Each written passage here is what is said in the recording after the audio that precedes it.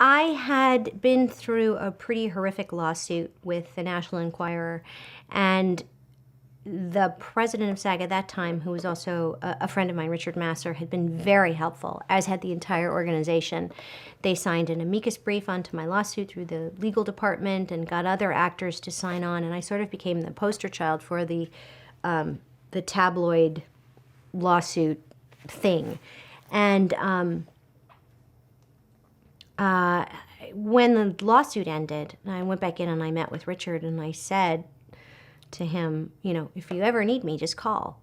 I didn't think he'd take it quite so literally, but his presidency grew very contentious, and I think it's when the SAG politics really started to take a turn towards the sour. It had always been contentious, but it really got brutal when Richard was there. And so he asked me to run for the board in the fall of 2000, and I did.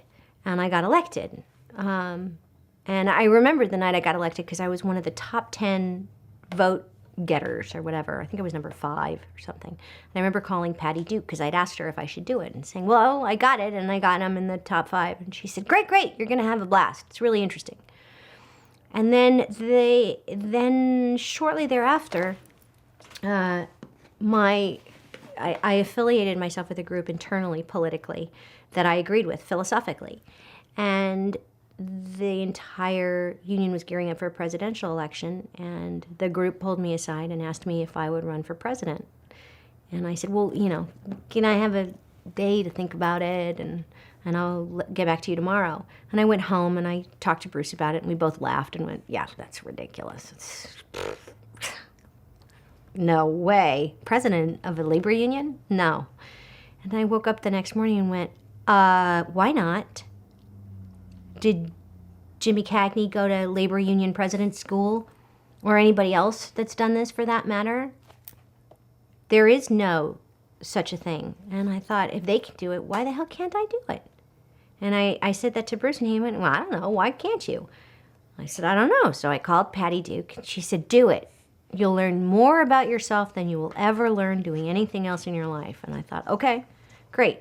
And I called a couple other people, called my managers, called my agents, called Warren Beatty, who's been an advisor and mentor also to me through a lot of years. First, I asked him to do it, and he said no. He said, quote, I would rather be the president of Cambodia. And I said, well, then I said to him, I'll do it, but if I don't like it, I'll step down. He said, no, you won't. You won't step down. You'll do it until your term is up, and then you'll probably run again. And I went, yeah, you're right. I won't quit. Shit. So you're sure you're not going to do it? So I thought, you know, why not? And then I threw my hat in the ring, and I don't know what I was thinking. I don't know why I thought that unifying a small divided country was going to be easy, because it wasn't. And I don't know why I underestimated the level of vitriol. But up to that point, and since, never in my life have I experienced anything so heated. And I have never been threatened or called out or called names, not even in kindergarten, like this. I mean, it was really an extraordinary experience. And, you know, at first I sort of blithely stumbled into it. And then when I came up against literally my opposition, I thought, well, fine. You know what?